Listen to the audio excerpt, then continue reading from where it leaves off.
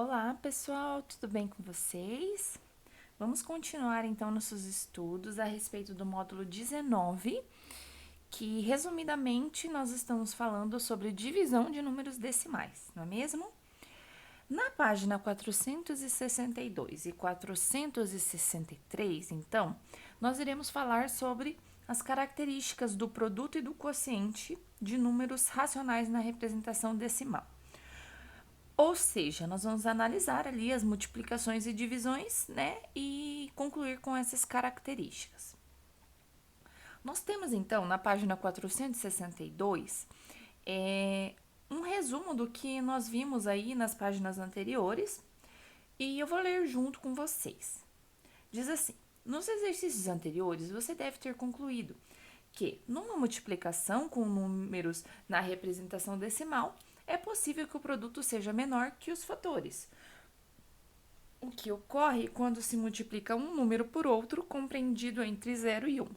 Assim, por exemplo, 8 vezes 4 décimos, eu vou ter como resultado 3 inteiros e 2 décimos, ou seja, eu encontrei um valor menor do que 8, tá?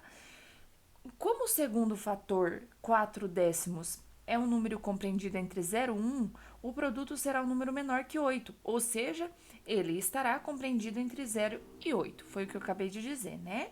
Pois, se o segundo fator fosse 0, o produto seria 0. Se fosse 1, o produto seria 8. Bom, pessoal, tudo isso que está sendo dito aí já foi comentado no vídeo anterior, que nós fizemos da página 461, 460, tá? E foi colocado lá para vocês também esse resuminho, nós só estamos recapitulando aqui. No caso de se manter um fator fixo, quanto maior for o outro fator, maior será o produto. Mantendo-se o fator 8 fixo, observe os produtos no quadro abaixo. Então, ali nós temos os exemplos do que aconteceu, né? O 8 é um fator que ficou fixo e nós alteramos ali o segundo fator, né, de 0 foi de 0 até 8, para vocês observarem o resultado, não é mesmo?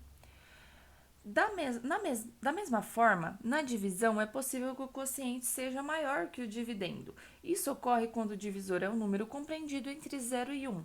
Por exemplo, 8 dividido por 4 décimos, eu vou encontrar 20, ou seja, foi um número maior que o dividendo. Eu encontrei um número maior que 8, né? Isso só aconteceu porque ali eu tive um número decimal compreendido entre 0 e 1, tá bom? E ali nós vamos ter o resumo de novo em forma de texto. O quociente 20 é maior que o dividendo 8, não é mesmo? Foi o que eu acabei de dizer. Pois o divisor é um número compreendido entre 0 e 1, e se o divisor fosse 1, o quociente seria 8, igual ao dividendo. Se o divisor fosse 1 décimo, então o quociente seria 80, maior que o dividendo. Lembre-se que a divisão com divisor zero não existe. Veja no quadro abaixo. Então, ali nós temos resumidamente, o dividendo não foi alterado, todos ali são 8, e nós mexemos somente com o divisor, que nós temos ali o divisor como 1 décimo, vocês observam que nós temos o resultado 80. O divisor como 4 décimos, nós temos o resultado como 20. O divisor como 8 décimos, resultado como 10. E daí, a partir do momento que eu parei de usar os decimais e comecei a usar os números inteiros, 8 dividido por 1, eu encontrei 8. Eu encontrei resultados menores do que os resultados anteriores, não é mesmo? Então, está aí algumas observações para vocês fazerem. Eu indico agora, nesse momento, que você pause o vídeo, refaça essa leitura, tá? Geralmente, na segunda leitura que nós fazemos, nós conseguimos absorver mais o conteúdo, tá? Ali logo abaixo, nós temos assim: você já estudou. No caderno anterior, você viu que a divisão é a operação inversa da multiplicação. Usando esse fato, responda: por que em uma divisão não é possível que o divisor seja igual a zero? Bom, pessoal, então eu coloquei aqui na folha para vocês essa mesma questão. Porque que em uma divisão nós não podemos usar o divisor como zero. Resumidamente, nós temos o dividendo, divisor, quociente. Nós já estudamos que quando nós multiplicamos o quociente com o divisor, e somamos o resto, né? Nós temos um resto aqui, ó. Mas vamos imaginar que o resto seja zero, tá? Quando nós multiplicamos o quociente e o divisor, nós encontramos o dividendo, tá? Então, eu coloquei aqui, vamos dizer, essa fórmula, né? O dividendo é igual ao divisor vezes o meu quociente mais o resto. E aqui, eu coloquei um exemplo para vocês. Olha só, se eu pegar o 4, dividir por 2, eu encontro o resultado 2. Esse daqui, deixa eu pegar uma cor de caneta diferente. Esse 2 é o meu quociente. Esse outro 2 aqui é meu divisor, não é mesmo? Então, se eu multiplicar meu quociente pelo divisor, eu encontro 4. Então, 2 vezes 2, 4. Agora, imagine só. Eu coloquei outro exemplo aqui para vocês. Aqui eu detalhei a divisãozinha, né? Que 2 vezes 2 eu volto ao 4. Aqui eu coloquei um outro tipo de exemplo para vocês. Se eu fosse dividir com 0, tá? O que aconteceria com o meu quociente? Olha só, se eu pegar 4 dividido por 0, eu teria que pegar esse resultado, multiplicar aqui, para voltar para o meu 4. Só que todo número vezes 0 é 0, né? Eu não iria conseguir voltar para o meu número 4. Porque se eu pegar o meu quociente, que é o meu resultado, que nesse caso está como ponto de interrogação, multiplicar por 0, vai dar 0. E daí não vai ser o 4, tá? Olha aqui o exemplo. Peguei meu ponto de interrogação, multipliquei por 0, vai dar 0. E esse, eu não queria que o resultado fosse 0, eu queria que o meu resultado fosse 4 para voltar aqui, não é mesmo? Então, pessoal, eu mostrei que independente do número que eu use nesse ponto de interrogação, quando eu fazer a operação inversa aqui e multiplicar por 0, vai resultar em 0 e não vai ser meu dividendo 4, que neste exemplo eu queria que fosse 4, tá? Entenderam por que nós não podemos dividir por 0? Era resumidamente isso, tá, pessoal? Agora, lá na página 463, né, nós temos o exercício 2, que diz assim: vamos trabalhar com estimativa? Para cada operação indicada, há algumas alternativas de resultado. Circule aquela que tem o valor mais próximo do produto ou do quociente de cada expressão e justifique sua escolha. Mas atenção, não faça cálculos. Então, pessoal, neste exercício 2 aqui, nós não podemos fazer cálculos, tá? Nós temos ali as alternativas com as continhas e nós vamos ter que circular o resultado de acordo com estimativas, o qual número nós acharíamos que seria o resultado. Bom, primeiramente, nós poderíamos pensar assim, que quando eu multiplicar 8 por este número aqui, eu tenho que encontrar um desses resultados, tá? Porque um desses resultados aqui é o resultado desse meu produto. Só que eu não posso fazer continha. Imaginemos que fosse um inteiro, 8 vezes 1, né? 8 vezes 1 é 8. Eu já eliminaria tanto este 580, este 5.580 e este 58, porque estaria muito longe de 8, né? Então, eu já circularia o 5,8, né? Porque se eu arredondasse este número aqui para um inteiro e fizesse 8 vezes 1, o mais próximo que chegaria é 5,8, né? Outra coisa que nós poderíamos fazer é como que nós conseguimos observar que este segundo fator aqui é um número que está compreendido entre 0 e 1. 0 e 1. Então, o meu fator 72 centésimos, ele está compreendido entre 0 e 1, não é mesmo? Então, você poderia pensar assim também, que está compreendido entre 0 e 1. O produto tem que ser menor que 8, né? O meu produto tem que ser menor que 8.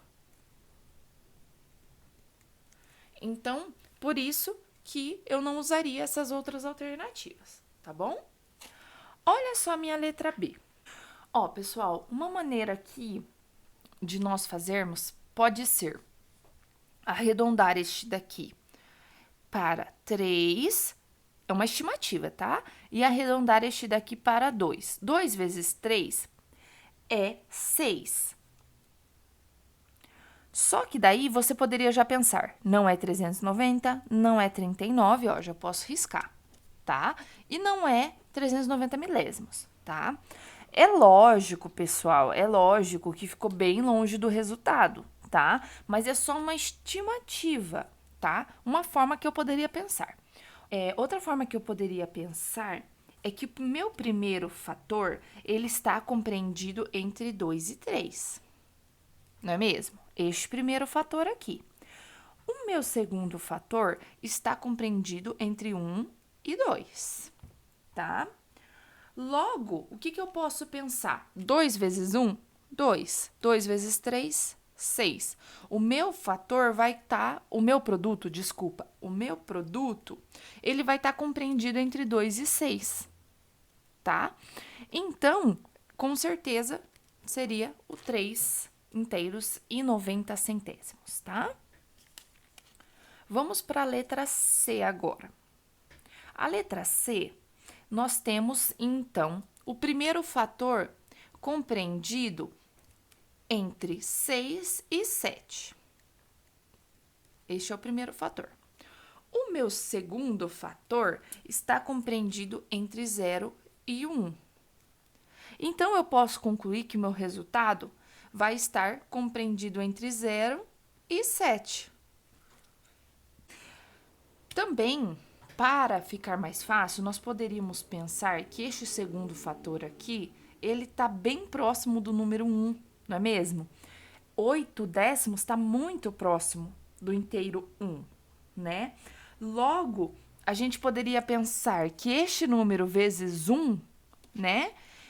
Com certeza poderia ser o 6. É muito mais próximo do 6 do que estes daqui. Porque o 8 décimos está muito próximo do 1.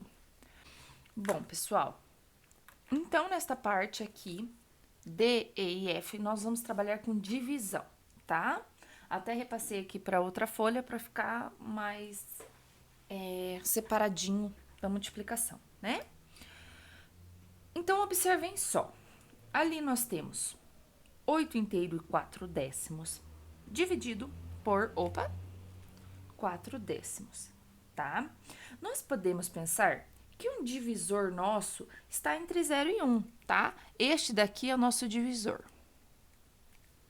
O 4 décimos, ele é menor que meio, ou seja, deixa eu colocar aqui para vocês.